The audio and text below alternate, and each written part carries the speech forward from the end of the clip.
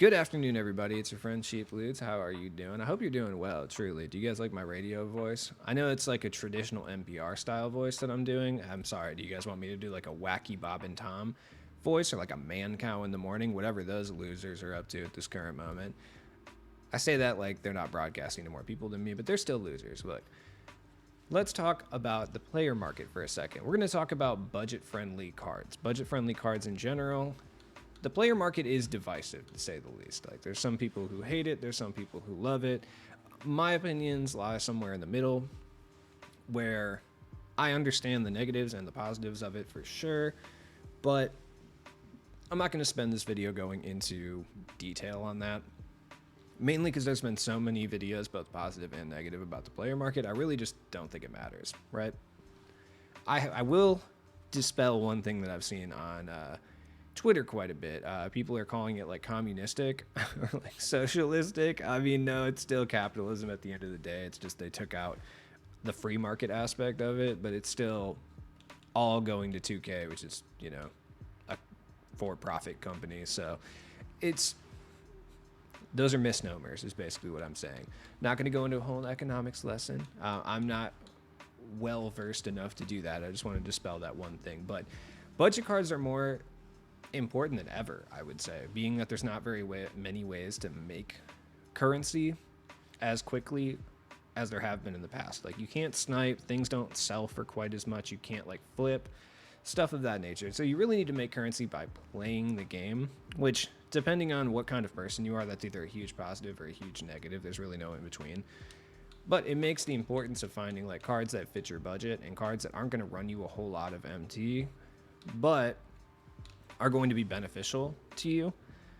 Very important. So let's talk about some options right off the bat, right?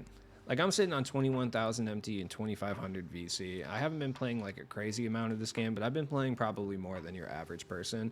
And I have spent some MT on cards. So we'll start in every single collection. We'll just detail some budget cards.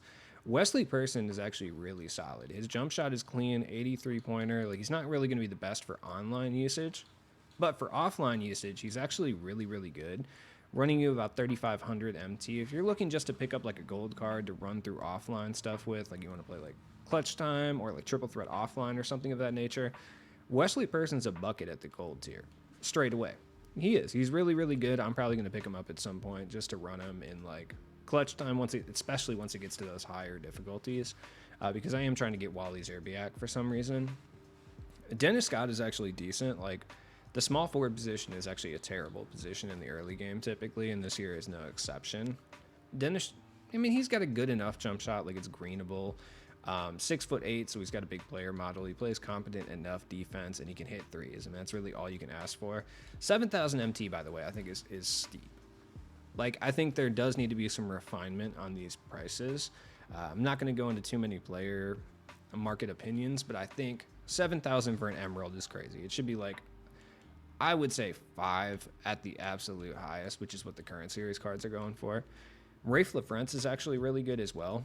Not very many centers can stretch the floor in this game. Now, you are going to deal with some speed issues, being that he has a 41 speed, but he is going to be able to stretch the floor, which not a lot of centers can do. For 7,000, it's pretty solid. By the way, I'm talking about budget cards. You're not going to hear me talk about any rubies. 70,000 for a ruby is absolutely ridiculous. Like, I know they're the second highest tier in the game currently available, besides like Kyrie, but still, man. I personally don't think any of these other cards are really good from a budget perspective. Now, going to the 2K Day collection, number 2. Personally, I mean, Roy Hibbert is hella annoying. Like, he's huge. He's one of the bigger centers that you can possibly get in this game. Like, when you combo like height and like width, girth, I suppose. He is not a shooter in 25 speed, though. Michael Cooper is actually one of the better. First off, he's 6'7" this year, which is awesome. Typically, he's like 6'5" or 6'6", but he's 6'7" this year, so he's huge. He's got a pretty cash jump shot, and he plays lockdown defense. I would say if you're trying to go compete in the online streets, for 7,000 MT, he's going to be one of the better shooting guards that you can pick up straight away. None of the rest of these cards are very good. Like, Kenny Smith sucks, dude. I'm sorry. Like, I'm sorry to say. Swen Nader is not very good either, you know? Set number 3, Ron Artest is still one of the best small forwards in the game, but 70,000 is not a budget card. Like, there's just no way around it. Rex Chapman's a decent glass cannon. He moves pretty well and his jumper's okay. Don't think he's really worth it when you can pick up like Michael Cooper, though, who I think is just a better version. If you're looking for offline stuff, like he can Vanderweek and hit open corner threes. That's about all I can say. The jump shot's not great. Larry Johnson sucks. I wish I could sell him, but I can't, you know. Looking at the legendary path, honestly, all three of the Sapphires are incredibly good. People are going to gas Mike Miller as being the best of the three. I personally don't agree with that. He's the best offensive player, but I actually think Wesley Matthews might be the best. Like, he's a little bit undersized for sure, but that jump shot is cash and he plays competent defense for sure. Glenn Rice is probably realistically the worst of the three because he doesn't play shooting guard, but you could take a flyer on Wesley Matthews. He's actually kind of good, like straight away. Al Harrington is probably one of the best budget cards in the game. 6'9", cash jump shot, stretches the floor. He can get rebounds and stuff as well. Goran Dragic is probably one of the best budget point guards in the game. That one, most people have talked about at this point, but he's not very expensive, and he's actually pretty necessary if you're trying to grind for Mike Miller. You know, make 10 3-pointers online with a Heat player. Goran Dragic is going to help you do that for sure. So Mike Miller's fantastic if you plan on grinding for him for free, though. But if you're going to pay for one of these guys, Wesley Matthews I actually think is the better option. That's just my personal opinion, though. A little bit smaller, but it's the defense, man, you know? Now looking at the current series, guys, there's obviously the collection rewards. They're not the most expensive thing in the world, but you're going to spend a decent amount. But like Harden is probably the best offensive shooting guard that you can reasonably afford. Money jump shot, he moves better than pretty much anybody in the game. He's going to be able to carry your entire offense. Unfortunately, yeah, he does not play point guard, but at the shooting guard, he can still hold it down. We're not at a point where like running a James Harden is going to be a complete and utter detriment, especially if you have like a good defender at either the point guard or the shooting guard. He's good. Like Drew Holiday is a pretty good defensive shooting guard. Wouldn't advise using him just because defense at the shooting guard is only going to get you so far, in my opinion. Other than that, I mean, no one else from the Bucks really deserves to be here. The Bulls are a poverty franchise, as is typically the case. There's no reason to use any of these guys, frankly. D-Mitch is really good. I'm kind of annoyed that he can't play point guard, but it is what it is at this stage. He's really fun. There's actually a good amount of these guys, like these type of Donovan Mitchell players that are really, really solid to start out with. He's going to be able to help you online, offline, etc. Very, very solid. Now, is he worth necessarily $11,000 when like James Harden exists and you can get him for $5,000? I don't know, you know. Actually, Jaylen Brown's not half bad for $5,000. Like, he's not quite as good. Like, they kind of disrespected him with the defensive badges for some reason, but he's not horrible, I guess. Like, he's just okay. Al Horford, did they let my man stretch the floor? Yeah, for like a gold center, he actually plays good defense and stretches the floor a little bit. And if you're looking to like kind of cheese the offline a little bit, you know, and like clutch time or triple threat, he's actually not half bad, honestly. Like, he's not. I mean, everyone likes Ruby Russ. Other than that, like, I actually like Paul George. His jump shot is kind of slower this year, but he's pretty good, especially if you need like a cheap small forward. He's decent. Jaren Jackson, like the collection reward's good. This one's not really that great.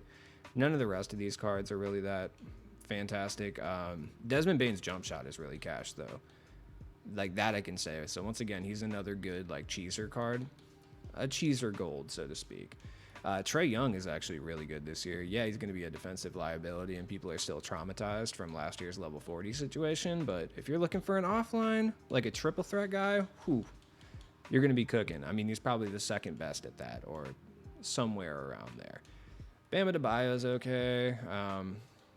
You know, it is what it is. He's decent. Tyler Hero's a good cheeser card, but not really the greatest at anything in particular. I have Jimmy Butler. Once again, I can't sell him. That's another issue, is the amount of unsellable cards I have that I would love to just sell right now would be great.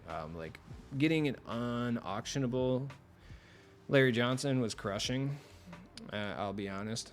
LaMelo actually moves really well, like he does. So he's decent for offline stuff, but I don't really think there's anything crazy. Honestly, Terry Rozier actually is probably pretty good. I haven't gotten a chance to use this card, and I haven't seen anyone who has. But he's one of the cheaper Ruby lock-ins, and early game Terry Rozier is actually really solid most of the time. Just something to think about. This Lowry Markkinen is fantastic. Like the Ruby Lowry Markkinen, I got absolutely obliterated by someone with him earlier. Once again, he's one of the cheaper lock-ins as well.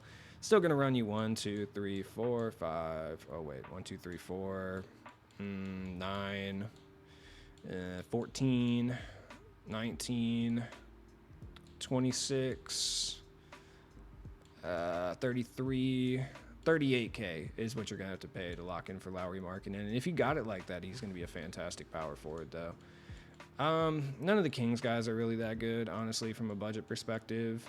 Depends how you feel about the Knicks. Like, I'm sure Ruby Jalen Brunson's, like, pretty good. He moves really well, but Anthony Davis is still there. I mean, his player build isn't quite as big as it was last year, but he's still solid enough. Austin Reeves being the lock-in is, honestly, it makes sense, but it's also just kind of funny. Gold Paolo is actually really solid for like CPU cheesing reasons. Once again, big player build, like he's pretty fast too at the big man position, so you're gonna be able to eat off most gold big men that you deal with.